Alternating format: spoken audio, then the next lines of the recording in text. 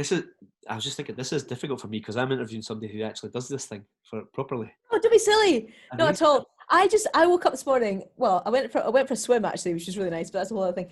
And I was swimming, and I was thinking it's so nice because I don't need to think about what I'm asking. I just need to answer those questions because I think being the interviewer is really hard. People don't realise how hard it is. I really enjoy it because it's. You've got to concentrate though. This is what I do for funerals. It's the exact same thing. You know, I sit usually I sit with people I'd never met before in my life, and I sit and talk about their life and write an article on it. I love it. That's really interesting. That's really interesting. Having said that, that's going to be the start of this. But Fiona Stewart, thank you so much for being willing to do this. To interview, I'm interviewing people in this blog who I find interesting, that have been influential on me or others I know. So you fit a number of categories, and thank you so much for being a victim today on this blog. You're very welcome. I was trying to remember how long I've known you. I think of you because you were at university with my brother, and my first memory of you was that you were Dave the peanut allergy boy. Yes, that's not changed. So that is, well, I've had the peanut allergy my entire life, but I think I probably first met you, it's getting on for 25 years now. Goodness me. Yeah. I was 10 at the time. Yes. Yeah. You were the youngest person I ever met that had a full-time job. It was amazing. yeah 25 years ago, which is pretty scary as well. Scary, isn't it? I forgot more than I ever knew. I wanted to start by letting you plug some of the stuff you're doing because I got to do a little bit of research on you, and I was like, flipping heck, there's a lot here. So I've been enjoying the Story of Ruth podcast that you're doing. There's been interviews. I know you already do Radio Scotland collections and stuff like that. But I wonder what are you up to right now that you want to tell us about? Okay, it is. I actually sometimes get confused myself, to be honest with you. So I have what's called a portfolio career, which means I either have nothing on the go or I've suddenly got about 20 things that I'm trying to talk about at the same time. So what can I talk about? Well, let's start with the Ruth thing. So I'm doing a contract at the moment with the Bible Society, Scottish Bible Society. Part of which is some podcasting. We do something called the Outspoken Bible, which is mostly a conversation with me, Neil Glover, who's a minister in Aberfeldy, and Jen Robertson, who works for SBS. But as part of that, we also sometimes do Outspoken Conversations, which is just more one-to-one interviews with people. And then, the Ruth thing, one of the things they wanted me to do this year was to produce a fringe show for the Edinburgh Fringe, with the idea that lots of people would come to Edinburgh and it would be a kind of global reach. And we were going to look at the story of Ruth because this is all tied to the Bible 2020 project, which is a reading plan. The idea was I do a fringe show. I was quite excited about it. Dave, I'm not going to lie, it got to lockdown. I hadn't actually written it. I had an idea. I had a visual in my head. I'd spoken to your sister-in-law, Naomi, because I thought she'd be good as Ruth. So I've done my casting. I hadn't actually written the script, though, so I was slightly starting to freak out. Lockdown hit. And, of course, Fringe was all, it was all off. So, repositioned it, really, as a podcast. So what I've done is I created something... those I'm trying to think of the names, but those kind of real crime podcast things like Serial and stuff like that, where you have a commentator and then you have a kind of narrative running through. I just find them really interesting, and I find it really interesting because I think a lot of people who are sort of in their 20s and 30s are listening to a lot of that stuff. People are listening to a lot of audio drama. So retold the story of Ruth as an audio drama. It's called Where You Go. So if you look at on any podcast platform, you can find it, just Where You Go, and it's an 11-part. Which I think puts people off, but they're really small. They're only about 5 or 6 minutes each episode. 11-part audio drama. You hear the full book of Ruth. So the whole of the book of Ruth is basically included in the narrative, but there's a commentary that goes alongside it, and it's sort of a bit of intrigue, and there's little cliffhangers, and it's good. It was fun. It's fun to do. It was really fun, actually. I listened to 8 of them in a row in a car journey, which was actually a good way to do it. Yeah, because I think if you listen, they all, like any podcast, they all run into each other, don't they? So you can actually just listen to a big 50-minute thing. I've been doing that. I do another podcast, which is just me. It's just me and my friend Fiona Hollow. So Fiona is 24, I'm 48, and so it's an intergenerational conversation between two people. So it's called Hollow and Substantial.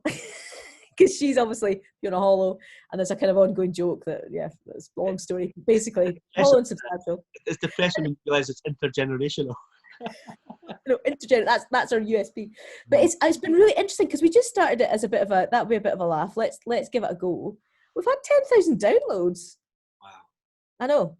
Wow. I mean, we're not making any money, but we've got 10,000. Yeah, I was going to say, if you put a Patreon thing up or whatever it is, that's the next thing. We had a production meeting yesterday, which means we went for coffee. So yeah, we're looking at creating a website and looking at Patreon, we're talking about advertising, but we're not really that keen on that because we just would want to do that ethically and do it well. And yeah, so it's good. And we chat about art, we chat about faith, kind of equality issues, justice, stuff like that. So that's hollow and substantial. And then my other main job, my time will be up.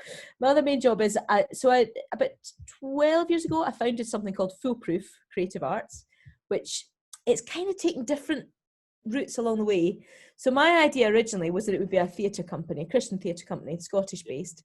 It hasn't really worked out that way. What we've ended up with, we've now have 3 strands. One is developing performers, so working, and we'll maybe chat about that later, but developing Christians who have faith, speaking truth, speaking provocative truth or something. So anything we produce, it's meant to kind of whet people's appetite to think about God. And then the third thing is just about equipping the church. So whether that's kind of training people, whether that's providing spoken word resources or plays, or helping people if they want to connect with artists, all of that sort of stuff. Yeah. So I do that part-time as well. There's a couple of things that I wanted to ask you about there. I'm scared of forgetting them because there's things I'm interested in. Oh, it's all right. Don't worry. I've probably forgotten to push something. No, we're okay. The first one was just before we started. I was telling you how many things I'm trying to record on right now. And I think ministers have had to adapt really quickly to suddenly creating video or audio. I mean, I've got lighting. I'm lucky because members of my family already have that kind of stuff. So, in fact, I think I used a ring light on Sunday. And I bought a halo light. Yeah, my kids were like, "Your eyes look weird." But it's not something most of us were trained in. There'll be the odd minister that used to work for the BBC or something, but most of us haven't got a clue. And I'm saying you should be training us. Well, it's funny. I mean, I have so many opinions on this. First thing to say is I actually think people have done a remarkable job. I really do, because it's not easy. I mean, you'll have found that. I think you'll not mind me saying this, but I'm part of a church in Glasgow, and Stephen, who's our pastor, had been doing things, and I had observed that whenever he was preaching, and he'd set himself up with the lights and everything, he's got good tech and everything, but he was doing this, he was staring right at the camera the whole time, and you would sit and watch and think, oh, it's too much, too intense. So he was on the phone to me one day, and I said, Stephen, can I just a wee thing? I said, take it or leave it, but see, when you're recording your sermon, you could just look at notes, because you would do that in real life. And he went, oh yeah. Well, he went away, he was recording it that day, he phoned me back 2 hours later, he was like, that was a game changer. Yeah. Why did you not tell me that 6 weeks ago? Because I think what he'd been doing is he'd been learning the script and then delivering it to the camera. Right, go, I've got to get this. It's like the 100-meter sprint. It's things like that I think some of these wee things are just wee tricks and tips that I see, and I don't necessarily know that I see it because I'm trained. The other thing I kind of feel is that people at a very basic level, I think you've got to think about this kind of medium. It's a visual medium. Yeah. So I think you guys are absolutely trained to be in a room, and it's about the content. It's about often it's about the word and the words. And so that's your main focus, and that's right. But the trouble is that this medium is so people are looking, oh, what's she got behind her? Oh, yes. Got a Joan Elliott postcard. Oh, that's interesting. Oh, she's got some fairy lights. And that's what we're telling a story through the visual. And you, I mean, you're a photographer, you know that, but I think a lot of people don't necessarily think about that. So you get these dodgy, but there was all the jokes, weren't there, about the bookcases and everything, sort of dodgy backgrounds and all sorts going on. There's a brilliant Twitter thing called Bookcase Credibility. Have you seen it? Love that. It's not a minister's one. It's like everybody in the world. And politicians and everything. Brilliant. Brilliant. And then, of course, you know perfectly well. Everybody knows that round about us is this absolute chaos. But you managed to create this lovely. But yeah, so I do. I notice that I find it really hard to switch that kind of critical faculty off. And I have actually been thinking quite a lot in the last month or so. particularly because I think we all went at it with enthusiasm. But it's exhausting. Week by week, it's exhausting to do this stuff. And so I've been thinking, I wonder if there are ways that I can just take what I know and somehow use that to help people. Just think about wee tricks and tips and stuff like that. I started off by doing country walks and all these kind of things, and now I basically just do what I used to do, which is like cram it all in on a Saturday night on my desk, stick the video on. I got a book called How to Make Video That Doesn't Suck. Oh, that's interesting. It's a Hollywood producer wrote it. Maybe I should just write that. Director, it's really good. And but one of the things I was thinking about, and feel free to disagree with this, there have been different approaches, because I don't want to get into the theology of this, because I did that before in a blog, and it's very hard to solve. You know, is it okay to pre-record rather than live? How does that affect the Holy Spirit? But from a purely artistic point of view or visual point of view, like what I've been trying to do is really short, sort of 5-minute reflections that have completely changed from what I would normally do just because it's video. But there's another approach, which is we're going to do the 40-minute entire service with video in it. Yeah. And my thinking was, well, hold on, we've changed the medium. Yep. I'm not sure everyone agrees, and I think some people are missing the big long full service. But I mean, how do we approach this? Is there a right way? I know. I think you're right, because I think there are theological discussions to be had. I mean, we had a big theological discussion at our core leadership about communion, and so that's a really interesting one. So if I'm sitting on my own and everybody else is in a Zoom, even just a Zoom call, not a pre-record, are we still taking communion together? Because it's a physical thing. That's the whole beauty of it, isn't it? So there's all sorts of theological arguments around everything.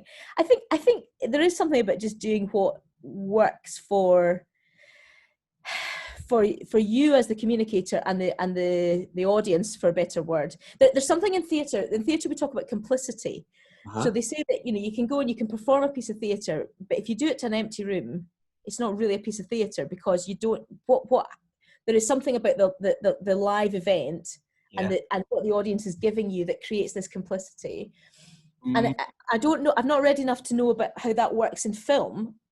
But there must be something around that. And maybe that's part of it, actually. So I'm thinking about myself. I watch our gathering on a Sunday morning on my own. I think when it hits me most, or when it impacts me most, is when I've created a bit of a wee bit of a ritual around that. So, I'll get my coffee, I'll have a wee candle lit, I've kind of got myself ready, I've got my notebook ready to go, I've got my Bible. And there's just a wee sense of, okay, it's just me sitting in this room watching a screen, but I'm somehow creating an event. Am I therefore becoming more complicit in it, and therefore more entering into the act of worship? I think maybe. I don't know. Yeah. I'm just talking off the top of my head, but it's a really hard thing. I mean, I had the same conversation with a guy, a colleague, at the beginning of lockdown, which was like we are used to a room of people in front of us, and that's a live response. And actually, talking to camera is really tough if you're not used to it. And also the thing is, Dave, if you were a film actor, you would have somebody doing the sound, somebody doing the camera, somebody doing continuity. You'd have a director, you'd have a lighting director. Do you know all of that? Yeah. You've not got any of that. You've got your phone, you've got your halo light. There's a lot going on in your head that stops you from being able to really focus on what you're there to do, which is to speak God's word. So actually, maybe the stripping back and doing it really simply. Yeah. Well. But then you've got to deal with the fact that everybody's sitting there going, "Yeah, what's Dave wearing this week?" And what's because we're used to watching this medium. I read a few years ago that the most successful people in the world wear the same outfits. I was talking about Zuckerberg and Steve Jobs. Yeah. So and Obama, I think Barack Obama, he always wears the same kind of suit combination. So that's my argument for people can't tell if you're wearing the same T-shirt every day or you've got 8 of them like Steve Jobs did. Yeah, it's true. And then it makes you very recognisable. Exactly. Which I suppose, let's face it, is why Church of Scotland ministers used to wear robes, or some still do. Oh, gosh. But there's something about the putting on of the role, isn't there? I'm the last person that should be allowed to talk about that. I don't actually own a dog collar, but anyway, that's script.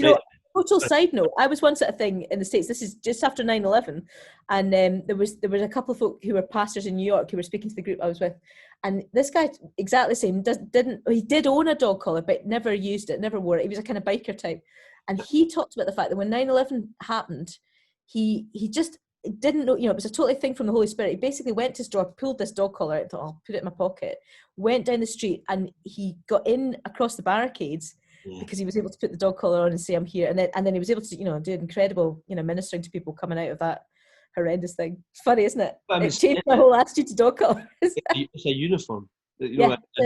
Sometimes they are important. It's. I want to ask you about scripts though, because one of the things is, ministers have totally different approaches to, like, should you write it out in full? Do you wing it? Do you use notes? But one thing I read was about video was, don't write it out in full because you're writing for writing. Yeah. And actually, you want to develop it in speech because you're speaking it. Is that a good advice? Yeah, I think that's really helpful. On a total aside, I've actually bought a wee teleprompter app on my phone. No. Game changer. 15 quid, Dave. Wow. And so you can actually put, but what you have to watch with that is if you have written it as though it was a piece of writing, the danger is you start to do this and you're focusing on, Yeah. Well, because even to put bullet points is quite useful. It's pretty good. Anyway, that's it. Well, I was thinking about that so one of the things you mentioned at the beginning was the radio stuff. So I've been doing Thought for the Day for quite a long time. I used to do Pause for Thought on Radio Solent. So that was like 2007. So I have been doing these kind of wee short things for a long time now. And I always think about that. So I don't write it as a piece of writing. I write it and imagine I'm saying it. Yeah. So sometimes even your sentence structure doesn't, you couldn't pass your higher English with it probably. Well, obviously I do it well, but because you write it in the way that you would speak, which I think is actually, I know people not the BBC and all the rest of it, but I think the people I work with at the BBC, so the people who edit and produce religious affairs stuff, they are absolutely brilliant at what they do. So my landline, unheard of. Landline? Well, I've got a landline, but the trouble is I've got one digit out from the GPs, so quite often it's somebody from the GP. And you try to be really nice on the phone because sometimes I know you want to just diagnose them, but no, I've written it down. So I think you're looking for the wrong number. Stop now. What was it? Yeah, so I think I think the people I work with at the BBC, they are highly, highly skilled at looking at what I've written and not judging it as a piece of writing, but almost being able to hear me say it and just work out how to do that well. Yeah. Okay. This is a more personal question, which I thought when I was listening to Ruth, and in the last few years I was trying to do a bit of creative writing around scripture, but I started to get a little bit anxious about that because you got to handle it carefully. Yeah. How much artistic license do we have when we're dealing with a Bible story? That's difficult, isn't it? That's not a criticism. It's not because I've got a problem. No. I think about this stuff all the time. I really think about this stuff all the time. I think so. I think with the Ruth stuff, particularly, I think one of the blessings, I suppose, of working with SBS is there's a brilliant guy, Alistair Wallace, who's done the production stuff on it with me. So he has a really good ear and a good eye for kind of the artistic. I'm quite confident in my artistic ability to write a piece of drama because I've been doing that for a long time. But I also ran it past Adrian Armstrong. So Adrian's I can't remember what his title is, but he's like Bible advocacy or something. And so he comes from a theological background. And it was Bible. He's the Bible czar. He's the Bible czar. He very much is. And the joke of the thing is Adrian and I were at school together. Really? So we've got a wee bit of shorthand, a wee bit of raw high shorthand. He used to be my boss. Did he? I used to work for him. So I think we need to get him on the blog and yeah, that's a good idea. Right. Adrian is a top banana. He's so good. But actually, I found it really helpful. It was like doing a really good Bible study because he would come back and say, well, what? You can't really legitimately say that because you're seeing that in the text, but actually that's not what the text is actually saying. Oh, okay. So great. I wish I'd had other people. Like him there. You looked a bit like Eddie there. That was. And then he kept saying, I know it's a piece of drama, Fiona. You maybe don't want to say everything. And I'm like, no, I don't. I don't want to say everything. I want people to make their own minds up. I get that. Yeah, but I kind of want to tell them, and I'm like, don't. It's okay not to tell them. They can work out. So yeah. So in that regard, that was really helpful with the Ruth stuff. And I think some of it is about genre.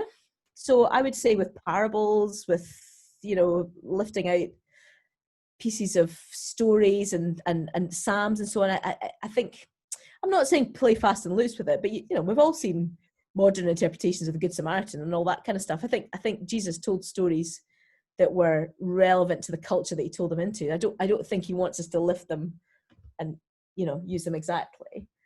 I think you have to have a certain respect for the text. It is interesting, isn't it? Because it plays into how high your view of scripture is, actually. Because I think of people in my world who would have that they would actually have a very high view of something like Shakespeare. So you get people who would absolutely revere the text and Shakespeare, and then you get other people who say, well, you can take the story and you can play around with it. Okay, and so there'll be a similar debate about how I think there would be, but I think there is something in terms of, well, I suppose as a Christian as well, you do approach it differently to somebody taking Shakespeare, because you believe there is something different and set apart about these words. So if they are God inspired, then there is a higher thing there. There's also, I think, the role of prayer and the Holy Spirit and all of that.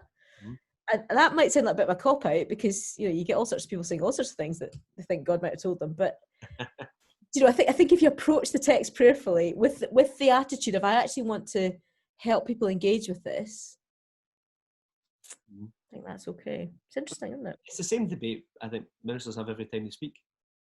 Like some of the most interesting things I've listened to have been things where people were it was kind of speculative. There's some really interesting theories I've read about Jesus, and like, was Jesus one of John's disciples beforehand? This kind of stuff, and what was the pre-existing relationship? I mean, functionally, not family, but what was the functional relationship between them before Jesus taking over, or this kind of stuff, and like, that's massively speculative, but very interesting and very interesting to think about.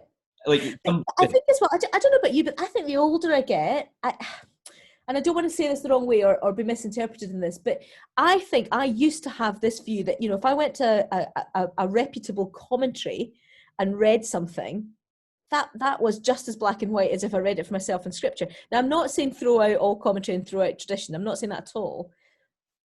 But any interpretation is interpretation, isn't it? Yeah. I think that's right. So, the fact that John Stott said it probably means there's a huge amount of research, and it's, you pretty much hold to it, but it's still a human interpretation. Well, I mean, not necessarily with him, but there's always been, fourth member. I went for a safe bet. Yes, yeah, because you can't sue now. But no, there's always been comments of, so and so was the fourth member of the Trinity type stuff. If they said it, it's gospel, and it's all influence, isn't it? So there is a danger when we throw out tradition. Actually, this is getting onto a whole other thing, isn't it? But I think sometimes there's a bit of all you need is the text. You just need to read it for yourself, and somehow it'll. But actually, there's wisdom in tradition, whether that's church tradition or interpretive. So you've not solved my problem, but you've let me see it shared, because even Shakespearean readers can't agree on how much scope there is. Except I think we can learn stuff from how you interpret scriptures, Shakespeare scripture.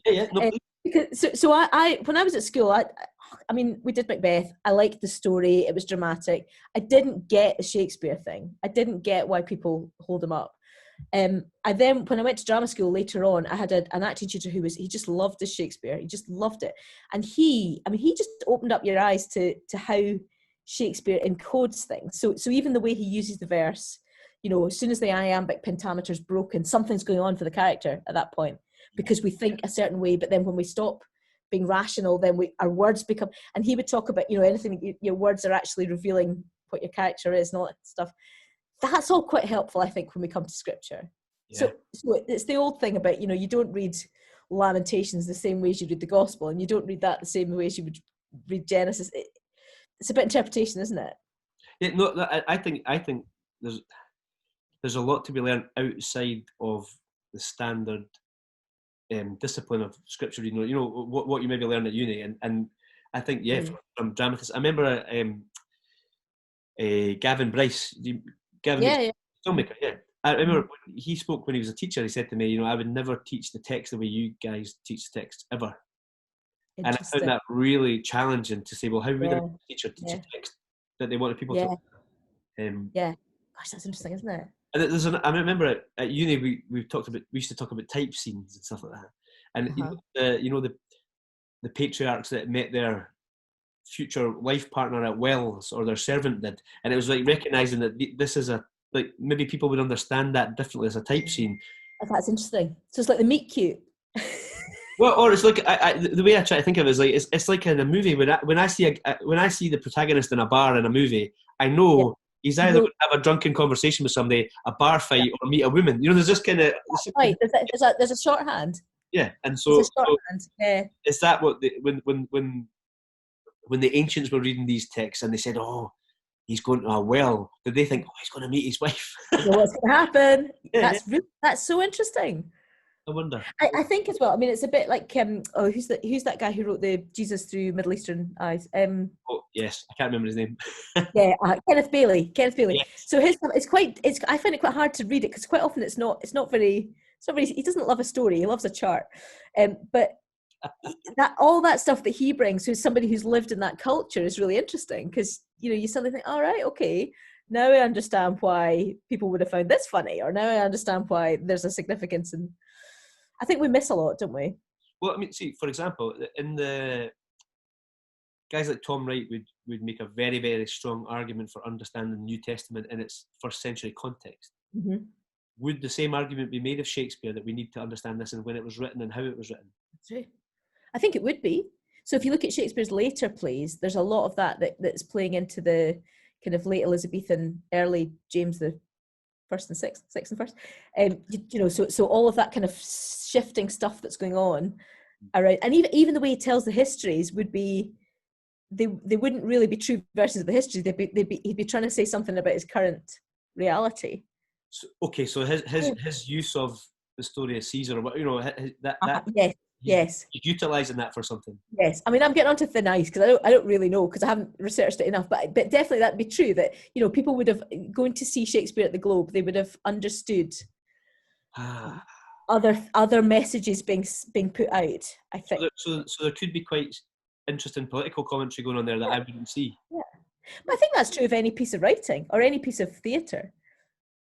I once went to something. It was like one of those talks at the Fringe, and somebody asked a question about meaning, and the person on the panel, and I can't remember who it was, but somebody quite well known. This is a quite vague story, but they talked about the fact that there is no such thing as any piece of drama that doesn't have something to say about your worldview.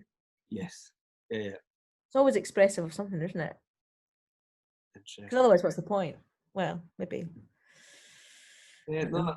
Listen, I think you need to go ahead with a consultancy for ministers. I think. Listen, Dave, if you can get people to pay me for that, because that is another bugbear of mine, that Christians won't pay for the arts. Yeah, no, I totally get that, and I'm just thinking. They want stuff for free.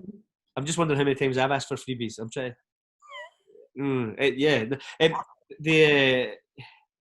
It's not just the video stuff though. I think there's a lot to be said about ministers learning how to read the text. Yeah. An artistic. Yeah. Like, what if Job is a play? What, that kind of thing. Yes. What to learn from it if I read it differently. Yeah. And actually, it was interesting going back to the Ruth thing. It was interesting doing the text as effectively an audio drama. So we did it distanced, obviously. So we were all just with mics in our own houses and things. But even just speaking out the word, and it was just the straightforward words of the text. Slightly bizarre NIRV version, because that was to do with which version we could get. But you're just speaking out the words. So you're not in those most pure moments, you're not actually putting any interpretation on it other than your tone of voice. Mm-hmm. But things come to the surface and you realise, that's really interesting that they're saying it that way, or that is really interesting that there's lots of words of blessing in this. What is that? Or why is God not mentioned? God's hardly mentioned in the Book of Ruth. And yet whenever words are spoken, there's a lot of words of blessing being spoken. Book Esther's the same. We've had big debates about that, and why is God a character in the Book of Esther, and where is he? Mm-hmm. And isn't that interesting to have a character who's a silent character? Well, or an apparently silent character. Yeah, but then within a canon that works. Uh-huh. Because if you've got other narratives about that character, because if you only had the Book of Esther, what would you know about God? That's right. You wouldn't read God into that, but whereas if you within a canon you look at Esther and say, why is God not mentioned? Yeah. Some of the commentary you had, because you have a kind of you have a, what's the word in it? There's a narrator in your story. Yeah. I think I called it the commentator, because I think in the last episode I referred to myself as commentator. And there was, because I thought that was interesting as well, because people, if you listen all the way through the final episode, I talk about the fact that the commentator isn't always reliable. So the commentator will sometimes say something and then come back to something and change what they've said. But if you're not listening carefully, you might not notice. But then you make people aware of it and they think, oh, so who am I believing? Oh.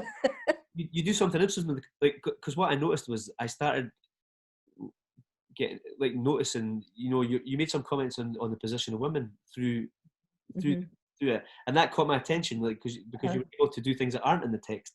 Yes. So there was extra textual stuff happening. Sorry. Yes.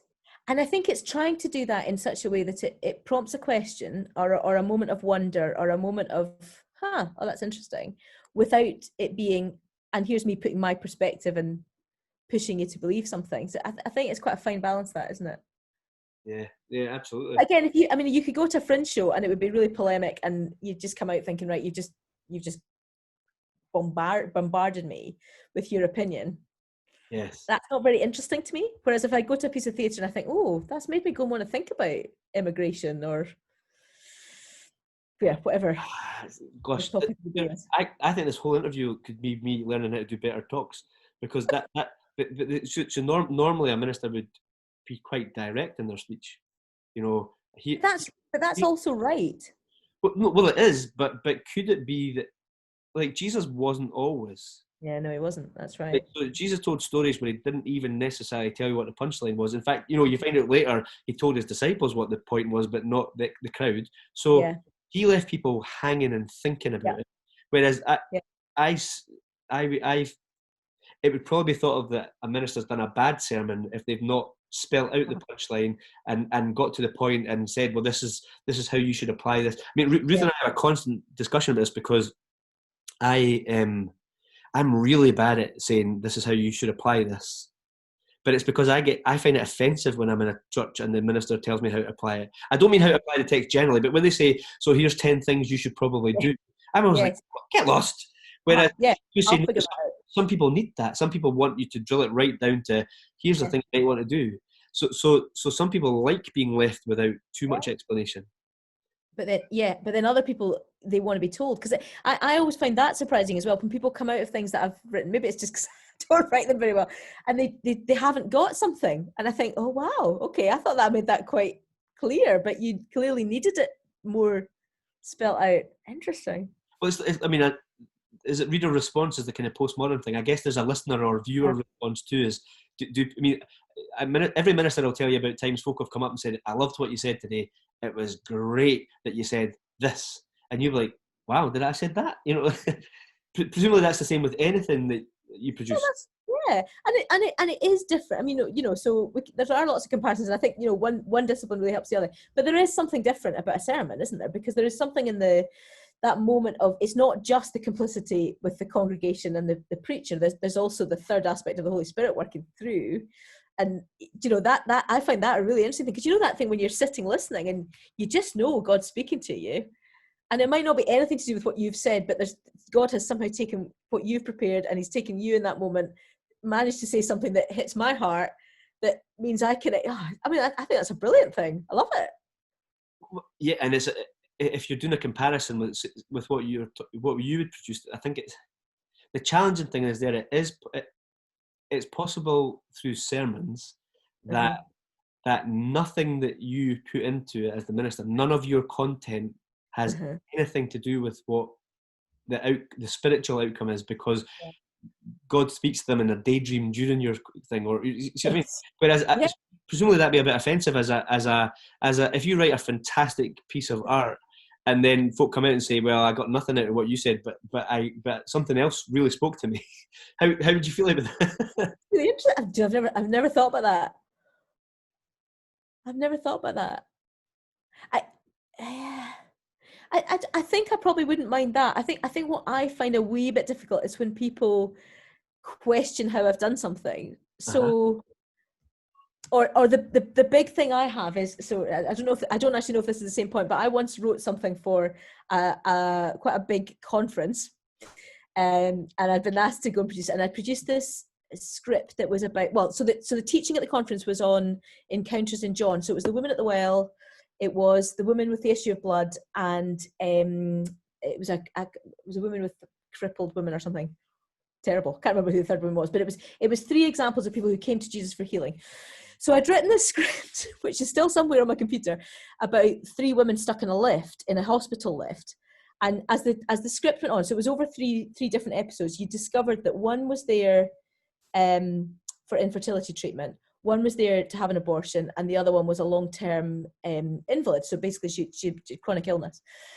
And the conversation wasn't a neat ending, because eventually I think the lift unstuck and they got on their way, but it was just the kind of clash of the different perspectives. So I was trying to do something with that. I made the fatal mistake of sending it to the conference organisers to have a read, because they were just saying, oh, what are you going to do? I was like, oh, I'll just send you the script. Sent the script, and actually they came back and said, oh, we don't want to use this because there's quite a lot of pastoral issues in there that we think we couldn't cope with. I was like, okay.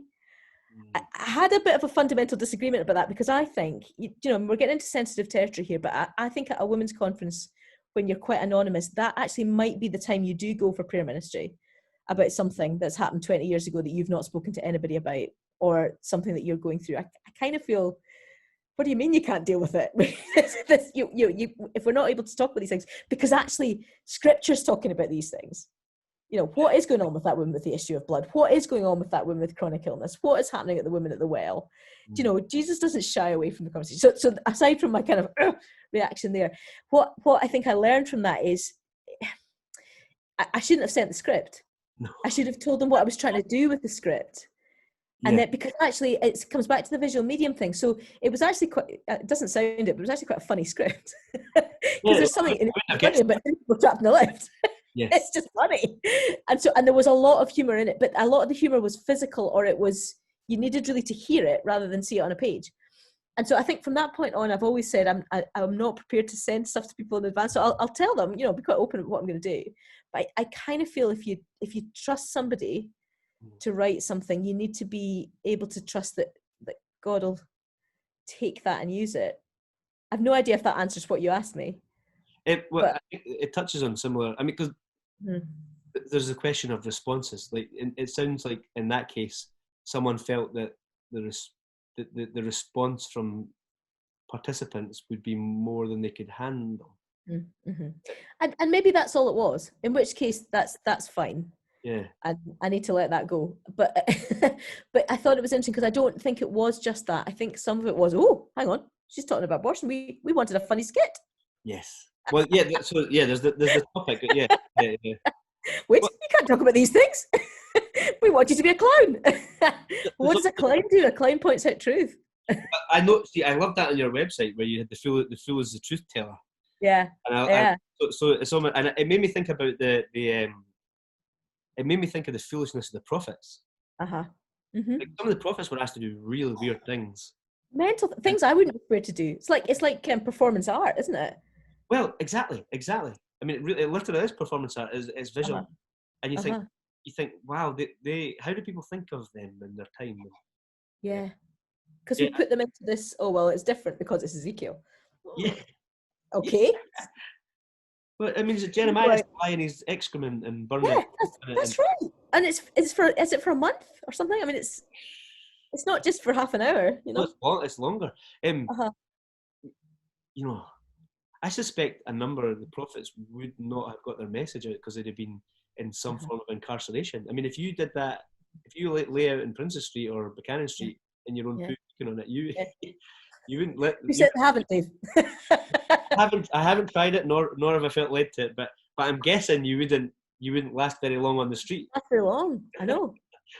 I mean, you'd probably get in Glasgow Life though, or no, Glasgow. What's the website? Glasgow Live. Excuse me. Resident found lying in her own poo. Jinx. I want to move on, but I actually think there's so much to come back to here, and I hope some of my colleagues, if they get this far through, because I do have really long interviews, and I'm thinking, But if they get this far through, I hope somebody will, we can pass on your contact details if folk want to consult. That'd be great. Yeah, brilliant. Do you know the Church of Scotland? I don't know who does it now, but the Church of Scotland have always employed people to help with speech and presentation. That's interesting. Yes. Richard was the name of the gentleman when I was there, and I think he also coached people for business presentations and stuff like that.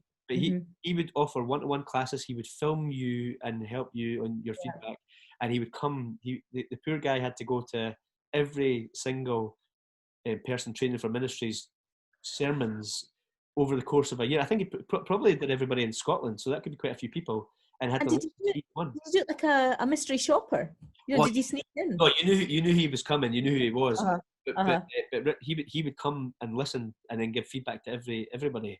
And there was someone before him. There's a lady that people I don't know, but before him. So there has been some kind of It's a new world that we're communicating. It is a new world. I know, that's right, and that's And I mean, I go back to what I said at the beginning in terms of thinking. I think people have done really well at it. I think there's been a lot of creativity, and I think I'm sure it's been really, really hard for people, but it probably has pushed people's creativity a bit. I think there's a lot of jealousy. I just suspect there's a bit of jealousy and competition. I've never watched so many colleagues' sermons in my life because I'm like, how did he get a drone? You mentioned Mr. Glover. You mentioned Mr. Glover. I sit going, this is like the beginning of the songs of praise. Mine's is rubbish compared to this, you know. I know, and then you do feel some people have set a really high bar, and you're like, you're gonna have to keep that up. We could be doing this for months. Well, as I said, cutaways, that'll be fine. Take a couple of photos. Mine have really deteriorated. I was doing two or three camera angles at one point, and I was like, stuff that now. It's like stupid. I know. It's interesting, isn't it? Well, but it comes back to why you're doing it, because you're not trying to create a movie. No. Mm-hmm. Oh, I'm trying to decide. I've got two different things I want to talk to you about. I'm trying to. Right, here's the first one. Okay. Do you have a TV? Yes. Do you watch a lot of TV? Yeah, probably. I think our TV habits have changed. No, I'm glad to hear it, because I always imagine that creative people that are producing a lot don't waste time on Netflix, I do, or whatever. Oh, I love watching a bit of Netflix. Okay. I mean, my problem is making myself watch stuff that's, kind of highfalutin and interesting, because let's be honest, I'd quite like to just watch episode after episode of Modern Family. Yes, that doesn't get tired for quite a long time, I think. Yeah. But no, I do. I mean, I sometimes find it quite hard to switch off the kind of the critique thing. Mm-hmm. But I think, I used to be a youth worker, and I had that there, because I don't know about you'll do this, but I used to go to the cinema. I can remember going to the cinema, and you would be watching a film and you'd be quite engrossed in it, and then you'd be like, that's a really good clip. Oh, that'll be good when that comes out on DVD. That's a good example of redemption or sacrifice. Or I've never been that dedicated to the job. Well, I'm not fully dedicated, because I know people who would then write down, like I know people who keep card indexes of illustrations and all that stuff, and I think, I wish I had done that, but it's too late now. I didn't do that, but I must. You mentioned John Stott, and I think John Stott did every minister a big favour by saying that we should be at the cinema every week. Yeah. And I was like, I've said, well, so if John Stott was talking about Netflix, he would be encouraging me to watch as much as possible. That's it. I was having a conversation with somebody about that the other day, but so who was it said about the Bible in one hand and the newspaper in the other? Was it John Stott, or was it Karl Barth? Karl Barth is reputed to have said it. John Stott might have said it. I don't know if John Stott would be horrified to quote Karl Barth, or I don't know. But Karl Barth's quoted to have said it. Yeah. Yeah. And it's finding the contemporary equivalent of that, isn't it? Yeah. But you don't find that it drains, like you can spend a lot of time on these things, like hours and hours of your life. Yeah.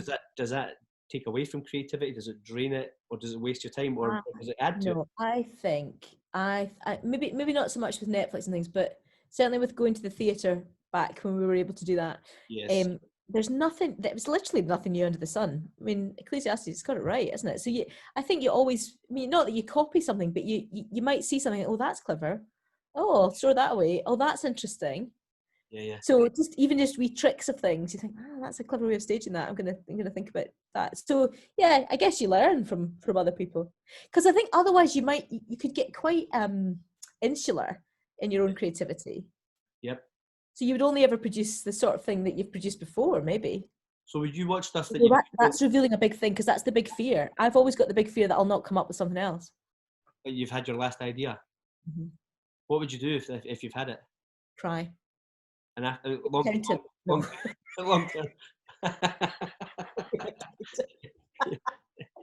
When I was interviewed for ministry, this is going back all those 20 odd years ago, but I remember a minister from Edinburgh Presbytery saying to me, "Okay, here's a scenario. It's Saturday night, sorry, and you are spent and you've got nothing left to say." And in my naivety, my answer was, "Well, I can't even imagine that ever happening." Oh, they shouldn't have let me through at that point. But I've been there now. I've sat there when I've done something and thought, this is rubbish. We're not going with that. And you can come to the point you think, I'm never going to think of something. No, I know. There's no solution to this. And ultimately, there always will be. Even if it's a bad solution, it's still a solution. Because at the end of the day, you'll get up and you'll still say something. There must be some creators that everybody thinks had their last good idea quite a long time ago. I know. I suppose there's a knack. They had one idea. They just keep recycling it. Well, do you know? I was chatting to. I think that's an interesting question though, because I over the winter I was seeing a coach, just talking about a variety of things, and she really challenged me about something. She talked about your suitcase of experiences, and she was referring to it in the creative thing. I have this thing where I feel I can't do something again. So that sketch that I talked about writing, the sketch in the lift, there's a bit of me that thinks, well, I wrote that for then, and it wasn't even ever used. But I feel it would be cheating to somehow bring that out and use that. And she was really challenging with that and said, no, that's nonsense. Because if you've got this suitcase of things that you have created, that God's helped you create, why on earth wouldn't you keep, reusing things in different places? So that's never been published? Or no. Never been used? I mean, I might go back to it, it'll be rubbish. Well, but that's something. It's good to have stuff that you've not even used. And yeah.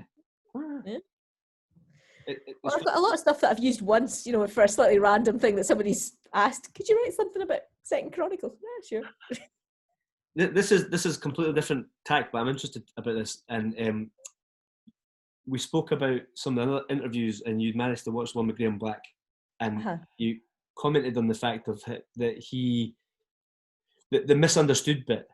I chatted to him a lot about, some of the things he was saying 20 years ago are now where we are, but at the time. So, I thought about you when I was preparing. I thought, well, hold on. I don't know how many people know that you studied law first. Yeah. You studied law, you worked long-term in youth ministry with SU, and then quite far on in that career, you said, I'm going to chuck all this and become an actor. How on earth does that happen? And what's the response been for you? Yeah, I think it's such a good question, Dave. I think it's so hard, isn't it? Because I think in retrospect you can see a thread, but at the time you really don't. So I think, to address the law thing, yes, please. In the first instance, I don't think I should probably have been doing law in the first place. I think that was bad careers guidance, to be honest. It was you've got the marks in your hires. You're not very scientific. You should go and do this. And I actually genuinely, I feel quite strongly about, when you speak to young people who are sort of 16, 17, 18, I just wish somebody had said to me, I don't think that's really for you. Yeah. You'd much prefer to go and do acting, or to even actually, I would have liked to have done French. I did do French as part of my degree. If somebody said, you know what, it doesn't matter if you're not sure what job you're going to get, just go and study something that you love, rather than, what's going to be at the end of this. So there's a wee bit of that. Would you recommend that? Do following what you love rather than just what you've got the grades for? Well, I always think that about my brother, actually, because you know Neil well, and I always think, sorry, in a public domain, I've got better hires than he has, right? Oh dear. He's got a better degree than I have, and he is still working so he's got a degree in politics, and he's still working in the political realm, and because he found something that he was really passionate about. Loves what he does. Yeah. On a bad day, not, but majority of the time he loves what he does, and he never shuts up about it, frankly. But and I think, that's really interesting, because on the face of it, I got the better hires, but I ended up in a course that just didn't suit me. Am I going to have to cut all this out? Run past them first? Neil's going to be so offended. He's going to be like, I can't believe you spoke to Dave Rankin. But it actually is a story that puts him in a great light, because actually he has found something he's really passionate about. So Yeah. Come on, Neil. You meet a lot of young people where it's kind of like, I'm doing medicine or law because I was told to, because I got this grade. And you think, and there's a bit of a lie. There's the lie that says, oh, if you get that, it's a good general degree. But actually, what I found quite quickly is once you start doing a degree like law, you're kind of on a track to be a solicitor or an advocate. There's not an awful lot of people saying, oh, there's lots of other things you could do with this. Yeah. Because most people who are involved in your training are people who've gone down that road. So I find it quite interesting when I meet some of the people I was at uni with, actually, who've either gone and done other things, or they're still sort of slightly saying, I'd quite like to do something else. And I'm like, you're in your mid-40s. How does it, how is there anything now, all these years later, that from your legal studies that you find helpful or useful? Yeah, I was about to say that, actually. I think that's the other thing, is I think that it did give me a really good training in thinking quite logically and examining argument and presenting argument. I mean, I think my family would say that I probably was all right at that before I went to do the degree, but winning an argument. Yeah, and just I mean, it is a good general degree in terms of your communication skills and all that sort of stuff. So yeah, I don't regret it. And actually, in retrospect, what was happening there was I became a Christian kind of in my 6th year. Okay. So after I sort of made those choices, went off to uni, got involved in CU and made friends who were Christian. That spiritually, it was a huge growth season for me. So actually, there were lots of things about being there that really didn't have much to do with what I was studying that were, really significant for me at that season. So yeah. And then but the good thing is, I came out of uni, couldn't get a job. Well, yeah. Well, so that's the next question is that what then inspires you to move into youth ministry work? Yeah, well, that was very much quite a clear call. So I'd done bits and pieces of youth ministry, particularly kind of SU holidays and that sort of stuff when I was a student. And then, did my degree, did my diploma in legal studies. So I'm actually like fully almost there. And temped for a year. I went in and I did temping in insurance companies and things, and it was honestly dull as ditch water. I mean, if it's your thing, it's great, but it just wasn't my thing. And was really praying about that at that point, and realizing that I was doing a lot of stuff. I used to do a youth group down at Craig Royston High, and just lots of stuff like SU holidays and stuff. Really, God called me to go and sort of push that door a bit. So I did a gap year with SU. So went to Kirkcaldy. Wow. Went overseas to Kirkcaldy. Did a gap year with Debbie White. Thought that was just going to be for a year. And just from there, again, just quite a strong sense of God's calling to go and work in youth ministry. So I worked with the Reach Out Trust in Campus Lang, Rutherglen. So that was a kind of a pioneering youth project working in schools. So went to do that for 5 years. Then I worked for SU as a regional worker. So yeah, there was very definitely a sense of God's leading all the way through. And I do always think, it's the old thing about guidance, isn't it? I don't think you make wrong decisions. I suppose you can. You can make a decision that's totally against what God, if you're not seeking God, then that's one thing. But I think to some extent, it doesn't actually matter what you decide as long as your heart's in the right place. I think God redeems stuff, so there's been a bit of that. So yeah, worked for SU, and then went and joined the circus. Well, so this is the thing, right? So how on earth does that happen, and how do you explain that to people? Like, because what? Right, I remember a colleague at work sort of looking at me like I had 3 heads when he found out that I was leaving what I was doing to be a minister, and it was so weird. I mean, it was bemusement. He wasn't upset or angry. He was just like, what's going on? And so how do you say to people, I'm well known in this, you've been working with SU a long time, you were well established. How on earth do you explain to people this is it's all changing? I think it was process. So I mean, all through my time with SU, I had used quite a lot of drama and puppetry and that sort of stuff. So I was kind of, and obviously it's all about communication, isn't it? And I'd never done drama at school or, like youth theatre or any of that stuff. So I'd never really had that world. I went to some summer schools. I went to, again, talking about Riding Lights Theatre, I went to their summer school. And that was like a whole, wow, I'm meeting people who are like me. And actually, I'm okay at this. It's not just that everybody can do it, but I'm actually quite good at it.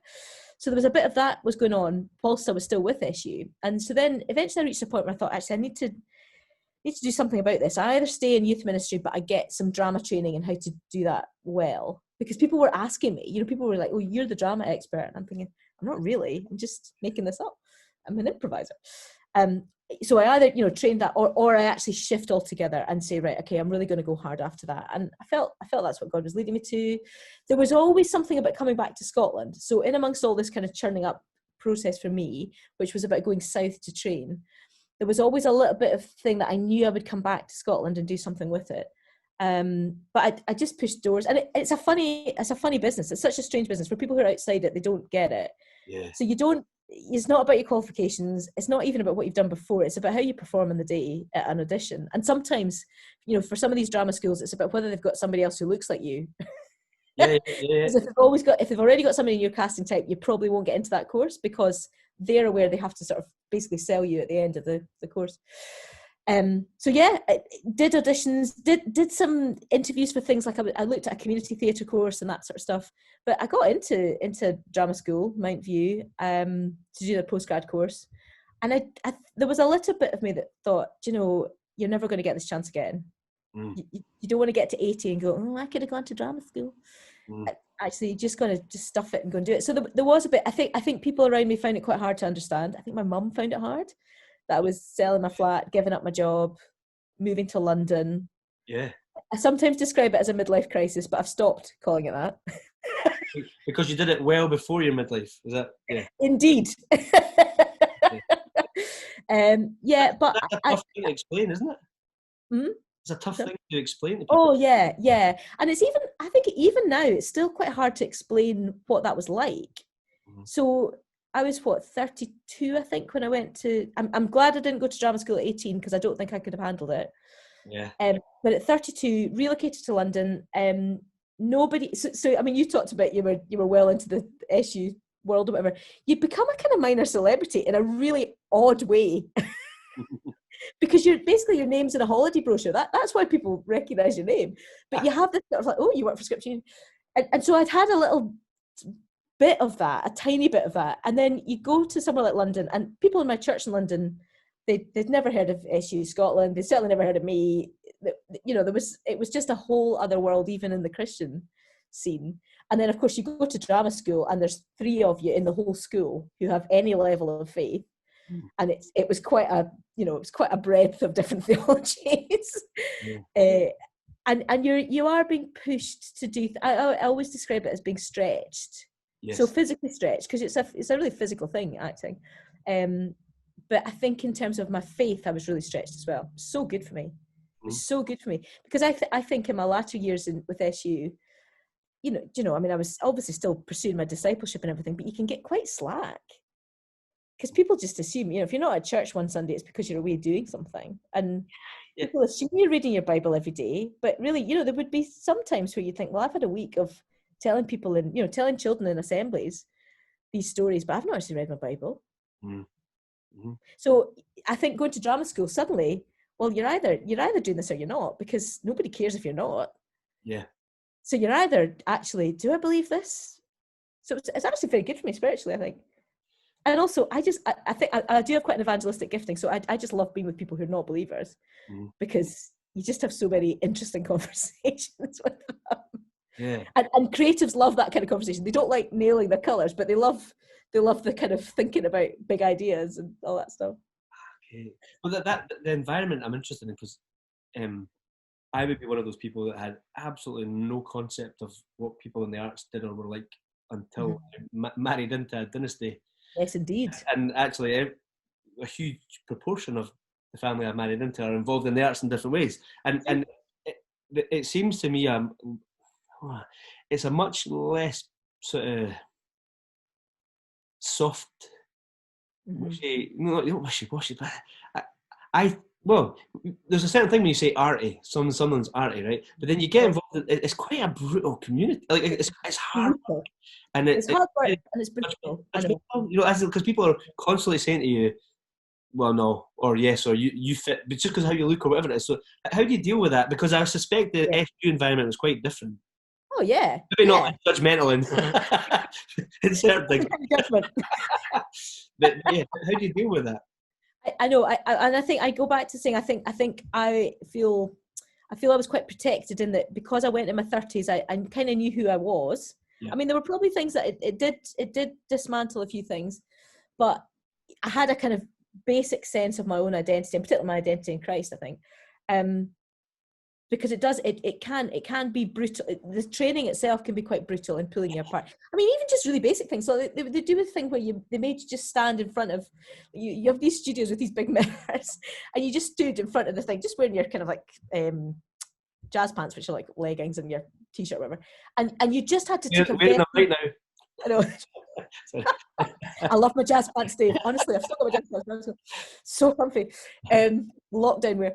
But yeah, you just had to have an absolutely realistic view of what you look like and what your casting type would be. Same with, when you were picking songs for auditions and things, they'd be like, well, you can't sing that because you're not going to get cast as that. Okay.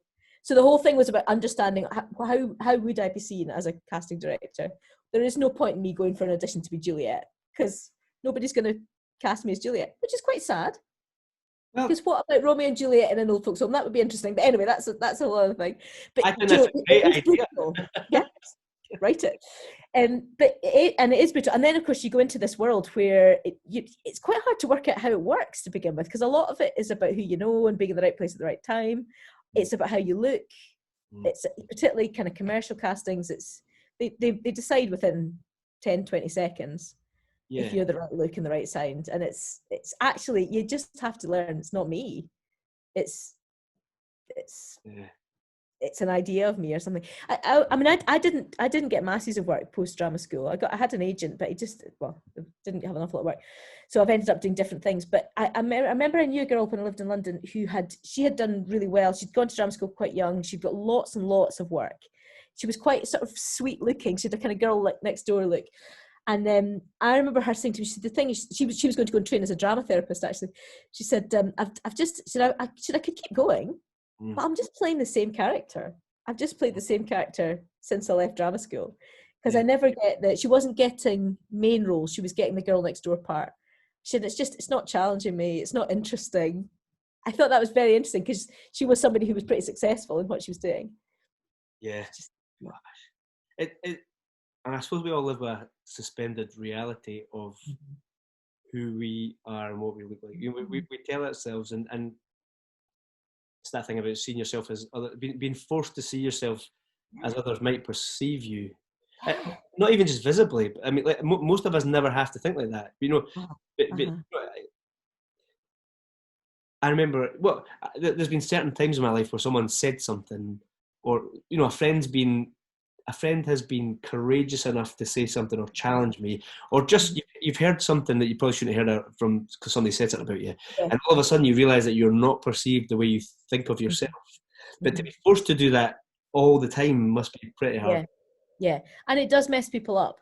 It does mess people up, and I think, and again, that's part of what Foolproof is trying to do, is to try and help younger performers in particular have a sense of, this is actually, your identity is not about whether you get that job, and it's not about I mean, a lot of stuff, particularly male and female actually, but around body image, and there's a whole raft of stuff comes with that. So trying to help people find a bit of solidity, and I still don't have it completely, because nobody's completely unself-conscious, but no. I think there is a perception. You're right, that arty perception that if you go off and do drama or music or something, you just float about all day, and actually it is hard work, and you have to do some serious work on yourself actually to really come through it, I think. Yeah, and it is brutal. It is brutal. And I mean, it's very competitive, isn't it? There's a lot of people and going for the same things, and yeah, there are. And I feel quite strongly about training as well, because for a wee while, I'm not quite sure now, but for a wee while there seemed to be a lot of courses for it's that 16 to 18 bracket. I knew a lot of people doing drama courses, and I think I don't think you're ever going to get anywhere in this industry. Yeah. But it suits the colleges to be taking loads and loads of people into performance courses, and that's fine if you're getting a general education that's going to help you communicate or help you go into other areas. But it's the X Factor thing, isn't it? That it's selling a dream that everyone can do it, and we've all watched it when somebody comes out and they can't sing. Why did nobody say it? Oh yeah, that's that'd be a topic for another day about human nature. Yeah. So interesting. Schadenfreude and yeah. So right, last question. Yeah. Would you do it all the same again? so interesting because I've already said that I wouldn't do it different, haven't I? Well, I mean, I would really love to have done when I was 18 to have known more of who I am, so that I would choose something that was more suited to me. But I think I only know who I am because of the journey I've been on. No, do you know, it's so funny. I've been watching some of the Terminator movies recently, and it sounds like a massive tangent, but it's like, but one, it's the same story over and over again, but that's because they can't seem to put off the inevitable. Like, it's inevitable, this Skynet thing. It's just that the timeline keeps moving. But the other thing is that your future self gets to interact with your past self. And like, what would you tell yourself? And it's all of that. I know. I think. So I don't know if you do much kind of Enneagram stuff things, but I'm quite interested in Enneagram. Yeah. And I'm a type 3, which is the performer, which is you're quite achievement driven. And I think I would go back and I would tell my 18-year-old self not to be so achievement driven, or not to be so academically achievement driven. That actually there's much more to being human. And stop worrying so much about competition and actually just find out who you are. That sounds quite profound, doesn't it? Because actually it's interesting because I mean that we stopped there at the drama school thing. I mean I do a wee bit of acting now, but I don't do masses of acting. I do more writing, I do more broadcast, I do more of that kind of consultancy stuff.